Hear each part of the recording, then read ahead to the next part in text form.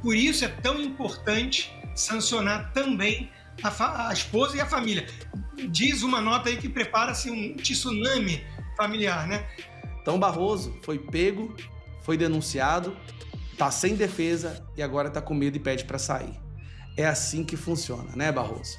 Pensei que vocês eram tão corajosos. Abandonar um cargo do STF é brincadeira. Olá pessoal, sejam bem-vindos. O meu nome é Bruno. Se você gosta e apoia o nosso conteúdo, então deixa o seu like e inscreva-se no canal.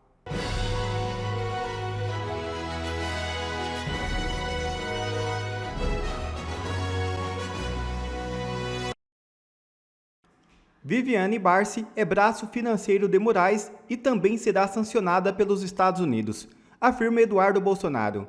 É isso mesmo. A pressão sobre Alexandre de Moraes não para de crescer e agora parece atingir diretamente o núcleo familiar do ministro do Supremo Tribunal Federal. Segundo o deputado federal Eduardo Bolsonaro, a advogada Viviane Barsi de Moraes, esposa de Moraes, deverá entrar na mira da Casa Branca. A inclusão no temido Escritório de Controle de Ativos Estrangeiros dos Estados Unidos colocaria Viviane sob as mesmas restrições aplicadas ao ministro, por ser considerada seu braço financeiro. Abre aspas. A Viviane seria uma válvula de escape para uma saída honrosa do Alexandre de Moraes, mas como ele opta por dobrar a aposta, há um risco muito alto de que ela também venha a tomar essas sanções. Fecha aspas, afirmou Eduardo. O parlamentar foi além, apontou sinais de um padrão de vida incompatível com o salário do ministro. Abre aspas para Eduardo novamente. O próprio relógio que ele utiliza, de altíssimo luxo, demonstra que não sobrevive apenas com seu salário. Essa renda vem da esposa Viviane. Fecha aspas. A revelação escancara um cenário cada vez mais insustentável para Moraes. O deputado federal licenciado Eduardo Bolsonaro deve se reunir na próxima semana com o governo dos Estados Unidos para discutir a situação política do Brasil. O encontro acontece em meio à prisão domiciliar do ex-presidente Jair Bolsonaro, ordenada pelo ministro do Supremo, Alexandre de Moraes, no contexto da suposta trama golpista. Os assessores de Donald Trump querem informações sobre os processos contra Bolsonaro e seus aliados, entendendo que o judiciário brasileiro extrapola suas funções para perseguir a oposição. Eduardo Bolsonaro vai expor casos de censura do STF, punição de parlamentares e pedir a aplicação da lei Magnitsky contra autoridades brasileiras. Vou passar para o Consta, a gente traz essa informação, Consta, de que haverá então uma reunião com Eduardo Bolsonaro na Casa Branca na semana que vem. Tem uma informação que repercutiu na semana, mas hoje, mais ainda, é que o governo dos Estados Unidos também estuda e deve aplicar a lei Magnitsky contra a mulher do ministro Alexandre de Moraes, a Viviane Barsi de Moraes, que é advogada, tem um escritório de advocacia. Essa apuração da CNN repercutiu muito hoje, mas a semana toda há esse rumor de que está na mesa, sim, de negociação o nome da mulher de Alexandre de Moraes também para ser incluída na lei Magnitsky. Queria te ouvir sobre isso também. Ambas são ótimas notícias, necessárias, né? O encontro do Eduardo Bolsonaro com Trump vai municiá-lo, trazer mais embasamento para o presidente americano de quem realmente está agindo para obstruir aquela que é a sua principal demanda em relação ao país, né, parar com a caça às bruxas e a perseguição a Jair Bolsonaro, soltar os presos políticos e poder ter um clima de eleição limpa e legítima no ano que vem. Então, Eduardo Bolsonaro sabe das coisas, está acompanhando com muito mais lupa e vai poder colocar tudo isso para o presidente americano de forma direta, né? Então, aquilo que o Lula não faz, né, não consegue se reunir, não faz uma ligação com medo de ser humilhado, e provavelmente seria humilhado mesmo, né, porque quer colocar de fora da agenda de negociação justamente a principal demanda do presidente americano, né, que não está para brincadeira, então não adiantaria nada ele tentar canais de comunicação com o Trump, mas é ótima notícia que o Eduardo Bolsonaro vá se encontrar diretamente com o Trump. E quanto a Viviane Barsi, de novo, né, o Alexandre de Moraes ganha um salário de servidor público. Não é condizente nem mesmo com o relógio que ele usa e vários outros ali, né? Porque eles aprovaram, num grau de promiscuidade ímpar, que não tem problema os cônjuges operarem escritórios que têm causas diretas ligadas ao próprio STF. No caso do escritório da Viviane Barsi, você entrava no site dele e dizia claramente lá, né, especializado em causas no STF, o negócio brasileiro não é para amador, né? O Brasil realmente é difícil de explicar para os gringos. Agora, essa questão da Magnitsky virou quase uma Netflix dos brasileiros, né? Tá todo mundo já naquele clima. E aí, mais alguém foi sancionado hoje, né? Por enquanto estão achando muito pouco o Alexandre de Moraes, mas o governo americano e principalmente o estilo de negociação do presidente Trump, né? Ele vai aos poucos, ele vai mostrando o tamanho do porrete, digamos assim, do big stick, como disse o Alexandre, né? Garcia, e vai fazendo as ameaças, ou melhor, os alertas, né? Olha, eu vou usar, hoje mesmo já postou lá, paz pela força, né? Mais nada, só isso. Quer dizer, são as mensagens em que acreditava Ronald Reagan e que acredita o presidente Trump. Você faz uma ameaça crível do uso do porrete para que não precise usá-lo. Agora, essa ameaça crível tem que surtir efeito no alvo, que tem que entender que do outro lado não há brincadeira, né? O famoso fafo, como já postou também o Trump, né? Fica de brincadeira e vai descobrir do jeito mais duro que eu não estou de brincadeira. Mais ou menos isso, a tradução. Então, a turma está no clima de Netflix, esperando o próximo capítulo do episódio, né? E o próximo episódio tem que ser mais gente sancionada. Tem uma lista que a gente consegue pensar de gente que vem obstruindo ou agindo como cúmplice do Alexandre de Moraes e obstruindo, então, a justiça de funcionar no Brasil. Tem vários nomes possíveis em potencial, vários já foram aventados, e tem gente querendo até se aposentar de forma precoce, porque tem milhões e milhões de motivos para se preocupar com sanções nos Estados Unidos. Costa, deixa eu só voltar rapidamente para você, não sei se você consegue responder, mas a gente já sabe se o ministro Alexandre de Moraes já está sofrendo os impactos aí da aplicação da Magnitsky com transações bancárias, uso de cartão de crédito, falaram, por exemplo, do Gmail, ele não poderia usar o Gmail, o Uber, todas essas empresas americanas. A gente já consegue aferir isso na prática, Consta? Não daqui dos Estados Unidos, mas com certeza, na teoria, sim. Já está valendo. Nós vimos o CEO do Bradesco, o CEO do Itaú, dizendo que cumpre lei, não questiona, né? Teoricamente, sim, ele já está sancionado e ele perdeu tudo. Agora, é o problema da esposa não estar, né? Quem é dona do dinheiro ali na família é a esposa. Manter conta da Netflix, ou do Uber, ou do próprio Google, né? A esposa consegue manter pelo casal, digamos assim. Por isso é tão importante sancionar também a esposa e a família. Diz uma nota aí que prepara-se um tsunami familiar, né? De novo, o caso do visto pegou familiares, até filhos, né? No caso do Barroso, isso afetou ali a vida de um deles, pelo menos o Bernardo, que trabalha ou trabalhava aqui em Miami, né? Então, de novo, no caso do dinheiro, siga o dinheiro, follow the money. E ali a gente sabe que a esposa é que tem as contas.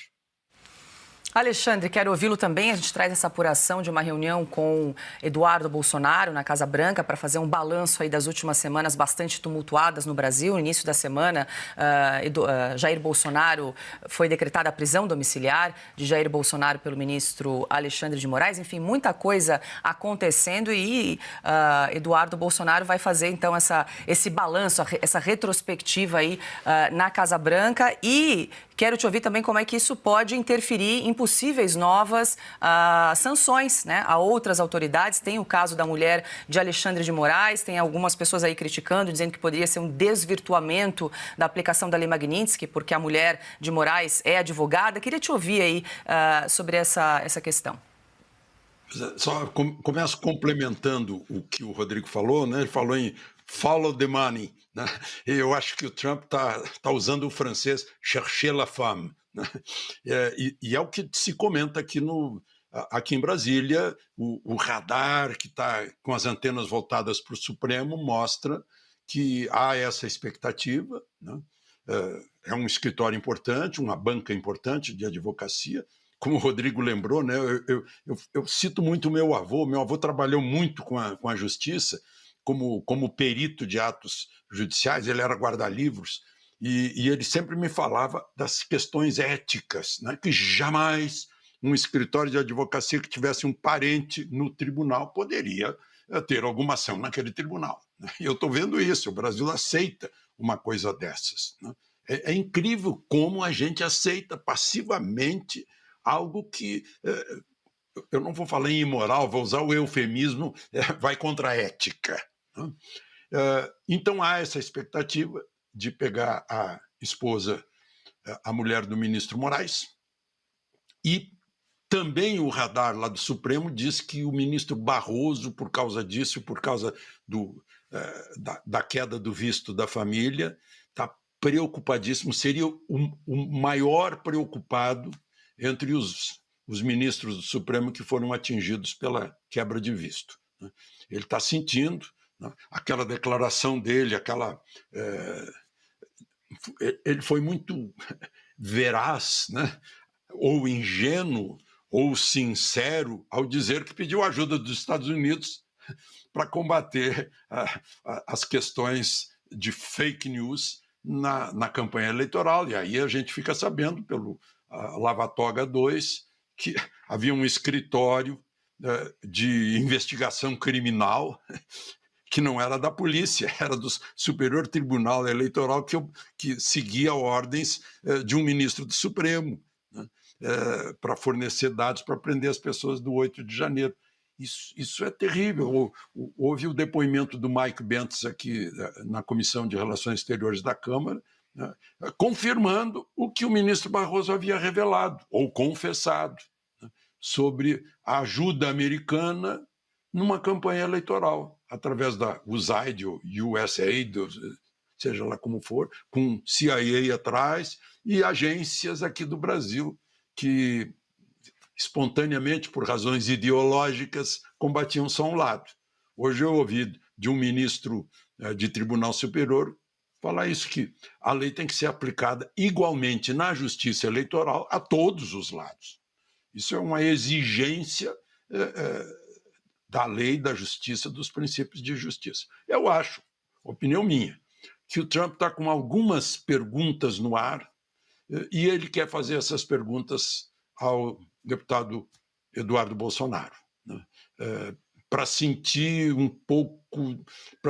pouco mais próximo do ambiente brasileiro. Porque é difícil para uma cabeça americana, com toda a tradição de justiça americana, da política americana, ser confrontado aí com o nosso tropicalismo.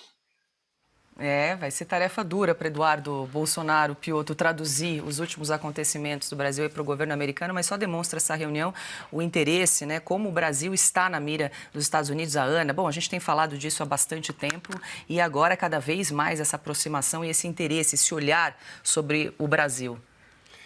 O Brasil parece que tem um escaninho próprio dentro do Salão Oval, né? Ou, sei lá, um arquivo no meio digital, com tudo que está acontecendo, que os americanos sabem do que está acontecendo e querem saber cada vez mais, isso está muito claro.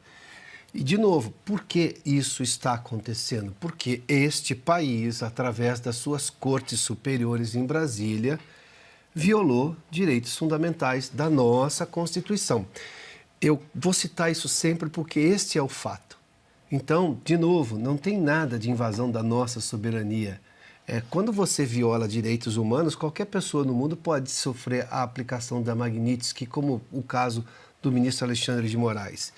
Agora, como os americanos vão conter uma continuidade desse tipo de violação, se isso vai ser ampliado, se há outras sanções, óbvio que isso depende do governo americano. Mas hoje, o sentimento nacional de empresas, de pessoas, ou seja, é de que ninguém aguenta mais esse descalabro institucional que se instalou no país depois que o Supremo decidiu ser uma casa política. O Supremo não tem competência para ser casa política, não tem, me perdoem a expressão, abre aspas, talento para isso. Mas pior do que isso, e talvez mais importante e muito mais grave, ele não tem competência constitucional para isso. Ele não pode. Juiz fazer discurso político, derrotamos o bolsonarismo, perdeu o Mané. O juiz não faz isso. E aplicar a lei de acordo com a conveniência, de acordo com a cara do processo. Juiz como o próprio Alexandre de Moraes, sendo tudo. O Alexandre Garcia lembrou há pouco, né? A gente mostrou, ele é tudo no processo. A gente não pode esse tipo de coisa. Mas isso vai continuar até quando? Porque está levando de roldão um país inteiro. A gente podia estar discutindo aqui, como sempre fizemos, discutir questões estruturais do país, econômicas, ou seja, soluções para os problemas que ainda temos, Nós temos um drama de infraestrutura gigantesco. O governo hoje está com as contas todas, explodiram todas as contas hoje. Não tem nenhuma capacidade administrativa. Era para estar discutindo nesse momento o impeachment do Lula por incompetência, por pedaladas, enfim. Todo esse tipo de coisa deveria estar sendo discutido no Congresso Nacional, que hoje está às voltas com tentar saber se vai conseguir voltar a ser o Congresso que deixou de ser. E aí você vê qual é a razão disso tudo. O Supremo, que deveria guardar a Constituição, atropelou a Constituição. Agora é uma lei que eles julgam a cada momento o que vale para quem vale. Na verdade, só para um lado do espectro político, do pensamento brasileiro. A coisa é muito grave. O fato é que ninguém aguenta mais. Agora, até que, obviamente, se resolva, a gente vai continuar denunciando o absurdo.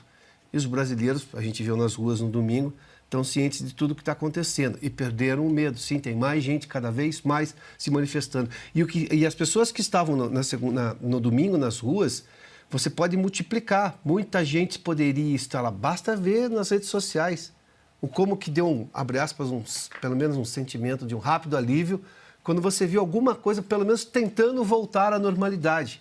Seja na aplicação de sanções ao Brasil, por o Brasil violar direitos humanos e a própria Constituição, ou o que a gente viu recentemente, né, de o Congresso parece tomar algum jeito. Mas tem muita coisa para acontecer ainda, né, Paula? Sem dúvida. Deixa eu voltar para o Consta, pediu para fazer um complemento. Diga, Consta. Porque normalmente, né, eu não sou a favor de ir atrás de familiares. Não é crime você ser filho de alguém que abusa de direitos humanos, digamos assim. Só que nesse caso do escritório Barsi, nós temos a imagem para mostrar, os advogados principais do escritório são a esposa e os filhos de Alexandre de Moraes. Né? E o escritório tem várias causas que vão parar no próprio STF e ganha dinheiro com isso. Então, de novo, não é um caso aqui de apenas poder estar usando família para burlar a sanção e, de alguma forma, se proteger, se blindar. É um caso de seguir o dinheiro e entender que o dinheiro está vindo de uma mesma fonte, da promiscuidade desses cônjuges e familiares em geral, né? E aí sim se justificaria, então, punir a família como um todo, porque a família como um todo está envolvida no mesmo, na falta de uma palavra melhor, esquema. Quem gosta de perseguir familiares inocentes é o próprio Alexandre de Moraes. Fez isso com um filho adolescente de jornalista, fez isso com a esposa do próprio Eduardo Bolsonaro e por aí vai. Não é o caso aqui, não é vingança, não é pegar porque é família, mas é porque a família faz parte dos negócios, um grande negócio em família. Até alguns dias atrás, toda a artilharia dos Estados Unidos estava focado no Alexandre de Moraes como sendo o único responsável pela violação dos direitos humanos, né, e vários outros crimes, perseguição política, desrespeito à Constituição, abuso de autoridade. Mas parece que um outro alvo acaba de entrar ali na mira, no escopo. E isso se deu graças a algumas denúncias que aconteceram em relação à interferência das eleições em 2022. Todo mundo acompanha o vaza-toga. Todo mundo, menos os funcionários da Globo. Eu vou até falar isso um pouco adiante. Mas vamos lá, olha que coincidência. Isso aqui não faz o menor sentido. Ou faz? Barroso pensa em sair e Lula já tem 4 candidatos para o STF. Luiz Roberto Barroso, o grande iluminado do STF. Ele é conhecido como o grande iluminado, tá? Ele é o ser mais inteligente do mundo. Ele vai abandonar o STF. Ele está cogitando seriamente abandonar. Sendo que, olha, ele tem 67 anos, ou seja, ele ainda teria 8 anos à frente da Suprema Corte Brasileira, mas está falando que pensa em sair. Agora, vamos lá. Isso é como você ganhar na loteria acumulada e dizer, quer saber? Não quero dinheiro não, pode ficar para vocês. É muito raro, a não ser em casos extremos de saúde, como é o do Joaquim Barbosa, é muito raro o ministro do STF abandonar essa cadeira. Essa cadeira, ela é almejada, ela é admirada, ela é quista por todo o mundo jurídico brasileiro. É o pico da montanha, é como a gente fala, os deuses do Monte Olimpo. Por que essa pessoa estaria escolhendo abandonar a posição de Deus do Monte Olimpo? Mike Benz expõe, Barroso mantinha contato direto com USAID para alinhar ações contra a democracia brasileira. Especialista americano revela na Credem operação coordenada entre o governo Biden, CIA e autoridades brasileiras para interferir nas eleições. Vocês se lembram quando o Barroso disse que pediu ajuda para os Estados Unidos, viajou para lá algumas vezes, o diretor da CIA veio para o Brasil, chegou até mesmo a se encontrar com o Bolsonaro e houve aquela pressão para não questionar o resultado das urnas. Pois é, Barroso dando entrevista, dando comício, porque aqui no Brasil o ministro do STF faz comício, tá?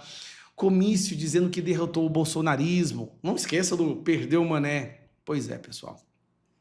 Vou mostrar para vocês um vídeo muito, muito interessante. Bom, primeiro, isso aqui é o Barroso participando de uma live, né, oferecida pela USAID e a CEPS, que também faz parte do guarda-chuva da USAID, com o objetivo de censurar a direita brasileira, sobre o falso pretexto de discurso de ódio, desinformação, fake news e tal. Mas o objetivo ficou claro depois da fala do Mike Pence na audiência dessa semana. O que eu vou mostrar para vocês é um pequeno trecho da audiência do Mike Pence, onde ele fala do Barroso. E vemos aqui que o ministro Luiz Barroso estava em coordenação com o NDI. Ou seja, é o ramo do Partido Democrata da Agência Central de Inteligência. Eu tenho aqui um clipe que eu vou divulgar aqui. Eu vou tentar ser cauteloso com relação ao tempo, mas nós temos aqui reuniões diretas entre o ministro Barroso e o texto e o vídeo se alonga, mas para resumir, Mike Pence mostrou uma estrutura de censura, tá? Que focou no Brasil para impedir que o Bolsonaro ganhasse nas eleições de 2022, e o principal link dessa estrutura com o TSE brasileiro foi Luiz Roberto Barroso, que fez algumas parcerias muito estranhas com corporações financiadas com dinheiro público americano para criar agências de checadoras de fatos, para trazer microchips especiais para o Brasil. Assim, tudo muito estranho. E aí, de repente, quando sai todas essas denúncias e o Barroso percebe que a situação dele não está boa, o Barroso pede para sair do STF. Eu acho que talvez dessa forma acreditando que assim ele não vai ser perseguido pela Magnitsky, ele não vai ter seus bens bloqueados. Essas pessoas têm que entender que eles arrumaram briga com alguém muito maior e muito mais poderoso que eles. Mas muito, assim, eles não conseguem, parece que aos poucos eles estão começando a ter um vislumbre da briga que eles compraram, mas não tem como sair vitorioso nessa briga. Não tem como. Então, primeiro Moraes, e parece que ainda tem muita coisa para vir para cima dele. Aí tem Barroso, aí vai vir Gilmar Mendes e vai só crescendo. Ou eles largam a mão do sancionado por violações de direitos humanos e devolvem a liberdade para o Brasil e abrem mão desse cajado autoritário que eles se apoderaram e não conseguem mais viver sem, ou eles vão sofrer as consequências. Isso que eu falo não é ameaça, porque eu não faço parte de nenhum disso que está com nada, mas é uma observação, uma leitura real do buraco que eles estão se enfiando. Então Barroso foi pego, foi denunciado, está sem defesa e agora está com medo e pede para sair. É assim que funciona, né, Barroso? Pensei que vocês eram tão corajosos. Abandonar um cargo do STF é brincadeira.